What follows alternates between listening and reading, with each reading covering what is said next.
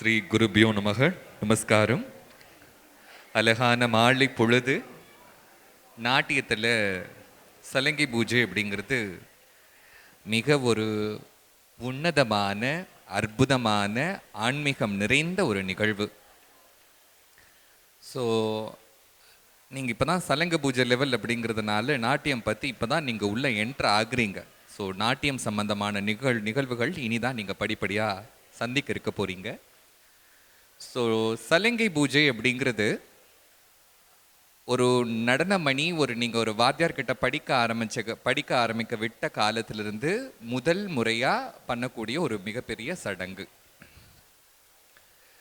இது நாங்கள் இதை பூஜைன்னு சொல்லுவோம். ஸோ ஒரு கோவிலில் சாஸ்திரங்கள் முழங்க ஒரு பூஜை எப்படி ஒரு சிறப்புற நடக்குமோ ஈக்குவல் டு சலங்கை பூஜை. ஸோ நீங்கள் இப்போ டான்ஸ் ப்ரோக்ராம் பார்க்க வரல, நல்லா ஞாபகம் வச்சுக்கணும். நீங்கள் டான்ஸ் ப்ரோக்ராம் பார்க்க வரல, ஒரு பூஜை சம்பந்தமான ஒரு நிகழ்வு பார்க்க வந்திருக்கிறீங்க. ஸோ நம்ம மனசுக்குள்ளே எப்பவுமே அதனுடைய பரிசுத்தம் என்ன, அதனுடைய தாற்பயம் என்ன, அதை எல்லாத்தையும் மனசில் உள்வாங்கிக்கணும். இதற்கான காரணம் தயவு செஞ்சு பேசாதீங்கிறதுக்காக நான் நாசுவுக்காக சொன்னேன். இது மார்க்கெட் இல்லை. ஸோ அதை நல்லா புரிஞ்சுக்கணும். நீங்கள் பேசுகிறது பார்த்தீங்க அப்படின்னா அது சபை மரியாதை இல்லை. நம்ம கோவிலில் போய் பெருமாள் கிட்ட நம்ம பிடிச்ச இஷ்ட தெய்வத்துக்கிட்ட நீங்கள் பூஜைக்கு போயிருக்கீங்க அப்படின்னா சொந்த கதை, சோக கதை, மார்க்கெட் கதையெல்லாம் பேச மாட்டோம் இல்லை? கரெக்டு தானே? அப்போது நீங்கள் எந்த குழந்தைக்காக வந்திருக்கீங்களோ அந்த குழந்தையோட ஒரு முக்கியமான அவள் வாழ்க்கையில் முக்கியமான ஒரு பூஜை நடக்குது. அப்போ அந்த பூஜைக்கு ஒரு மதிப்பு கொடுக்கணும், அந்த குழந்தைக்கு ஒரு மதிப்பு கொடுக்கணும். அந்த குழந்தைய வளர்த்து விட்ட அப்பா அம்மாவுக்கு இவ்வளோ தூரம் மெனக்கிட்டவங்க அவங்க தான். நாங்கள் ஆசிரியராக நாங்கள் எத்தனை குழந்தைங்க வந்தாலும் மெனக்கிடுவோம். ஆனால் உங்கள் குழந்தைக்காக நீங்கள் ரொம்ப மெனக்கிட்டுருப்பீங்க, அது எங்களுக்கு தெரியும். ஒரு ஆசிரியராக நாங்கள் எல்லாத்தையும் அதை டெய்லியும் ஃபேஸ் பண்ணுறோம்.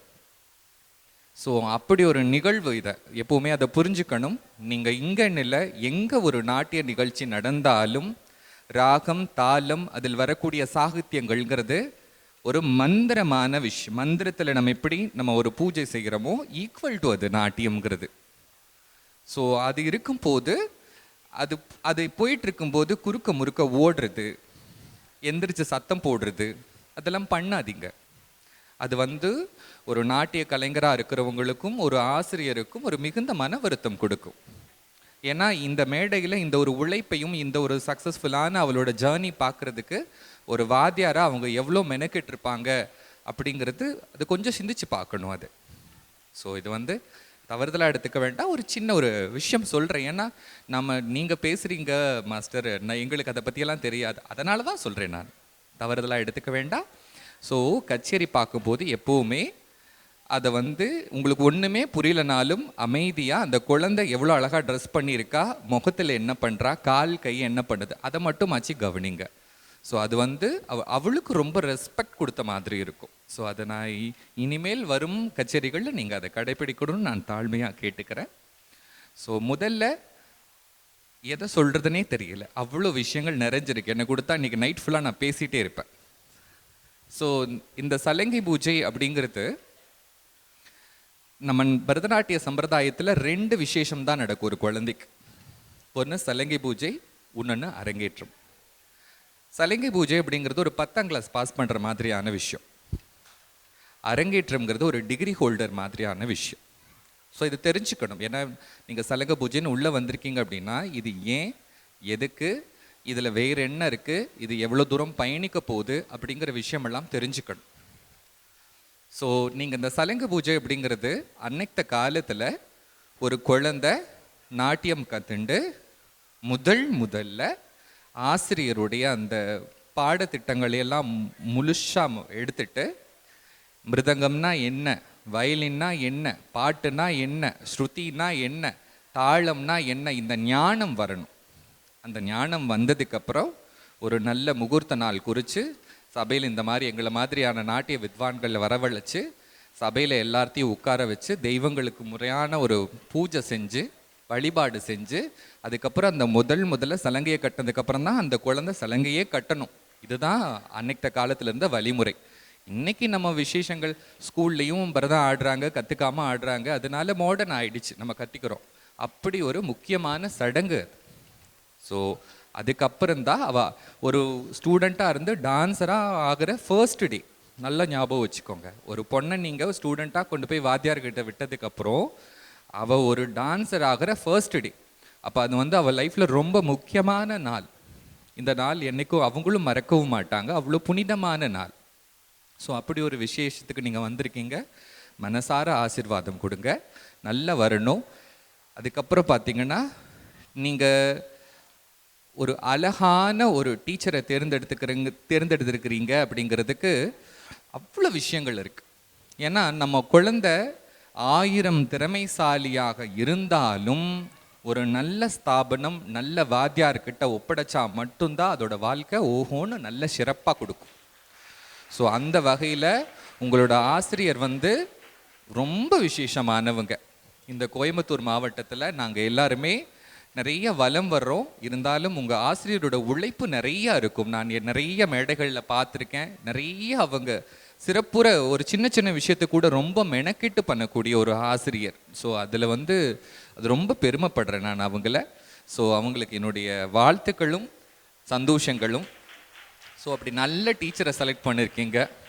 அது ஒன்று மட்டும் செஞ்சாலே போதும், அந்த டீச்சரோட காலை மட்டும் பிடிச்சிக்கிட்டா போதும். குழந்தைங்க அவங்க வாழ்க்கையை அவங்க யோசிக்கிறாங்களோ இல்லையோ, அவங்கள விட பிரமாதமாக அந்த வாத்தியார் யோசித்து கொண்டு போய் நல்ல இடத்துல உட்கார வைப்பாங்க. ஸோ அதை நீங்கள் எல்லாரும் புரிஞ்சுக்கணும். இன்னொன்று, என்னதான் ஆசிரியராக இருந்தாலும் இந்த காலையில் 8 மணிக்கு கிளாஸு, நைட்டு 7 மணிக்கு கிளாஸு, ஃபுல் டே கிளாஸு, திடீர்னு வாங்க, திடீர்னு ஃபோன் பண்ணி உடனே வாங்க, நாங்கள் என்ன சொன்னாலும் எதுக்குமே முகம் கோணாமல், கொஞ்சம் கூட நிறையா கமிட்மெண்ட் இருந்தால் கூட அது எல்லாத்தையும் தள்ளி வச்சுட்டு குழந்தையோட ஆசைக்காக மெனக்கெட்டு ஓடி ஓடி கொண்டு வந்து விடுறீங்க பார்த்தீங்களா அந்த பெற்றோர்கள், அவர்களுக்கு உண்மையான பலமான கரகோஷங்கள். ஏன்னா இன்றைக்கெல்லாம் சகிப்புத்தன்மைங்கிறது ரொம்ப வேணும். நாங்கள் கிளாஸ் எடுத்துகிட்டு இருப்போம், ஒரு 10 நிமிஷம் ஜாஸ்தி ஆகும். நீங்கள் வேறு ஏதோ முக்கியமான வேலையை விட்டுட்டு வந்திருப்பீங்க, பிள்ளையை கொண்டு போய் வீட்டில் விட்டுட்டு உடனே ஓடிடலான்னு. நாங்கள் ஒரு 10 நிமிஷம் எக்ஸ்ட்ரா எடுத்துகிட்டு இருப்போம். உங்களுக்கும் கமிட்மெண்ட் இருக்கும் தான், ஆனாலும் நம்மளோட குழந்தையோட லைஃப் இது ரொம்ப அழகாக வரணுங்கிறதுக்காக கொஞ்சம் கூட கஷ்டமே படாமல் மறுபடி 10 நிமிஷம் நின்று கூட்டிகிட்டு போவீங்க பார்த்தீங்களா, அது ரொம்ப சந்தோஷமான விஷயம், நிஜமா இல்லை? ஸோ நீங்கள் பெற்றோர்கள், உங்களுக்கு வாழ்த்துக்கள். முதல்ல நீங்கள் நல்ல பள்ளி, நல்ல ஆசிரியர் தேர்ந்தெடுத்து கொடுத்துருக்கீங்க. அதனால் உங்களோட குழந்தையோட லைஃப் இது வரைக்கும் வெரி வெரி ஒண்டர்ஃபுல்லாக வந்திருக்கு. கண்டிப்பாக இதுக்கு மேலேயும் அரங்கேற்றம் வரைக்கும் ரொம்ப அழகாக வருவாங்க. ஸோ அதில் எந்த ஒரு மாற்று கருத்தும் இல்லை.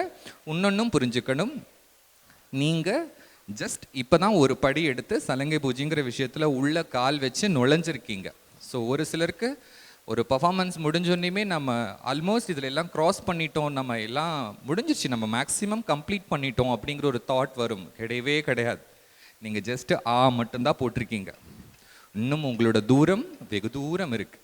நிறைய அரங்கேற்றம் இல்லாமல் கூட இன்னும் சபாக்கள், நிறைய சபாக்களில் ஆடணும், நிறைய வித்வான்களை சந்திக்கணும். நாட்டியத்தில் இன்னும் அந்த ஓஹோன்னு மாஸ்டராக பார்த்து போதுண்டா கண்ணு, இதுக்கு மேலே உனக்கு சொல்லிக் கொடுக்குறக்கு நீ எதுவும் பாக்கி இல்லைன்னு சொல்கிற வரைக்கும் அவங்கள விட்டு போகாமல் என்னைக்கு படித்து முடிக்கிறீங்களோ அன்னைக்கு தான் அது சிறப்பான நாள். அன்னைக்கு தான் உங்கள் பாடத்திட்டம் முடியுது. நாங்கள்லாம் இன்னைக்கு வரைக்கும் படிக்கிறோம் எங்கள் வாத்தியாருங்க கிட்ட. ஸோ அதனால் அந்த மனசுக்குள்ளே கொண்டு வந்துடணும். இன்னைக்கு நாள் தாண்டி இன்னும் வெகு தூரம் வெகு சிறப்பாக பயணிக்கணும். நிறைய விஷயங்கள் அவங்க பக்கத்தில் மட்டும் இருந்து சப்போர்ட் பண்ணிக்கிட்டே இருங்க. மற்ற விஷயத்தையெல்லாம் வாத்தியார் நல்லபடியாக கொண்டு போயிடுவாங்க.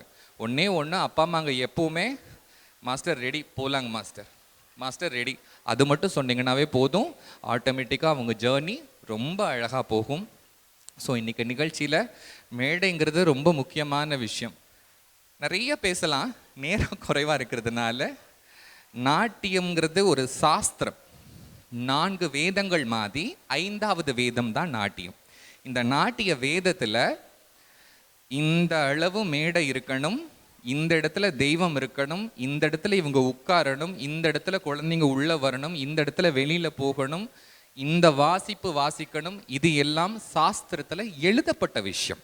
உண்மையை சொல்லப்போனால் அன்னைக்கு சாஸ்திரத்தில் கொடுத்த விஷயங்கள் முழுமையாக ஃபாலோ பண்ணுறோமான்னு கேட்டால் முடியாது. ஏன்னா அது ஒரு பெரிய திருவிழா.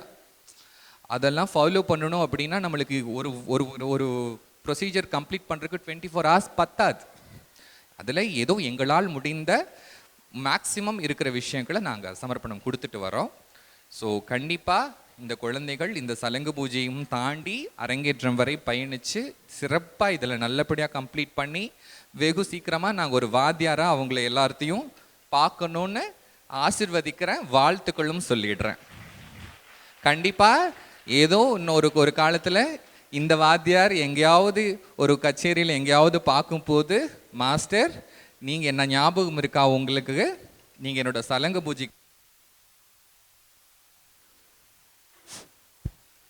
சலங்கு பூஜைக்கு சொல்லிட்டு போனீங்க மாஸ்டர், நான் அரங்கேற்றம் கம்ப்ளீட் பண்ணி என் ஸ்டூடெண்ட்டோட இங்கே என் ஸ்டூடெண்ட் பர்ஃபார்ம் பண்ணுறாங்க மாஸ்டர் அப்படிங்கிற 2 வார்த்தை இந்த காதில் போடுங்க.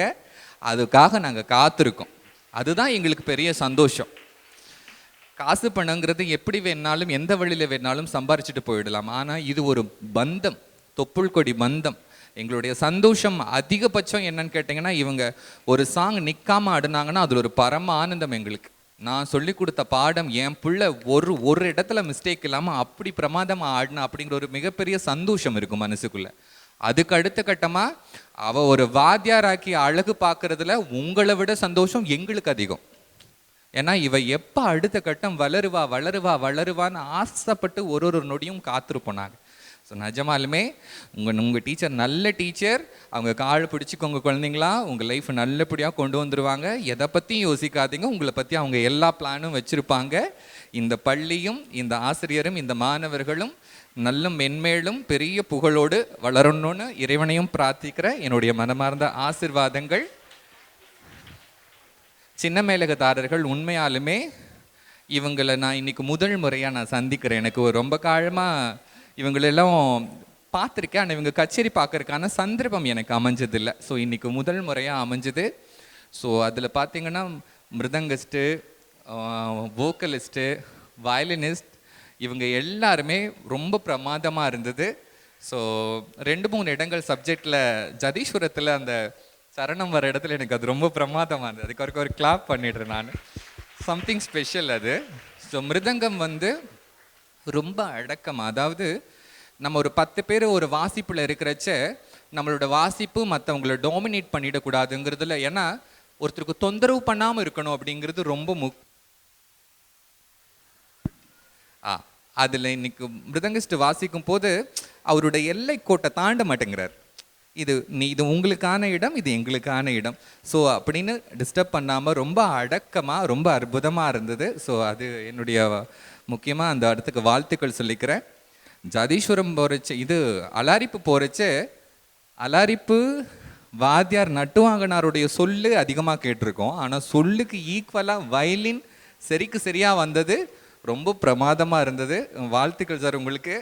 அண்ட் தென் நட்டுவாங்கம் வாத்தியார் சொல்லவே தேவையில்லை, அவ்வளோ பிரமாதமானவங்க. நிறைய கச்சேரிகளை பார்த்துருக்கேன், இன்னும் பிரமாதமாக இருந்தது. ரொம்ப அழகாக மெருகு சேர்த்துருக்கு. ஒப்பனை உங்களுடைய ஸ்கூலோட மாணவின்னு கேள்விப்பட்டேன். ரொம்ப வாழ்த்துக்கள். எல்லாம் ஒரு பெரிய பரம்பரையாகவும் சாம்ராஜ்யமாகவும் இருக்கிறீங்க. பார்க்குறதுக்கு ரொம்ப சந்தோஷமாகவும் இருக்குது, பொறாமையாகவும் இருக்குது. வாழ்த்துக்கள் உங்களுக்கும். அண்ட் தென் வர்ணனை மாணவி, இன்னைக்கு தான் கண்ணா உன்னை மேக்கப் இல்லாமல் உன்னை பார்க்குறேன். நிறைய மாணவர்கள் சீனியர் மாணவர்களில் மேக்ஸிமம் கச்சேரியில் மேக்கப்போட பார்த்து திடீர்னு மேக்கப் இல்லாமல் இன்றைக்கி தான் ஃபர்ஸ்ட் டைம் பார்க்குறேன். ரொம்ப அழகாக ஆர்கனைஸ் பண்ணுறீங்கடா கண்ணா, வாழ்த்துக்கள். உங்கள் டீச்சர் கூட எப்போவுமே பக்கபலமாக நின்றுக்கோங்க. அவங்களுடைய வைப்ரேஷன் அப்படியே உங்களுக்கு முழுக்க இறைவன் கொடுத்துருவார். இந்த வாய்ப்பை கொடுத்த உங்களோட டீச்சருக்கு முதல்ல என்னுடைய மனமார்ந்த நன்றியும் வாழ்த்துக்களையும் தெரிவிச்சுக்கிறேன். Thank you so much. நமஸ்காரம்.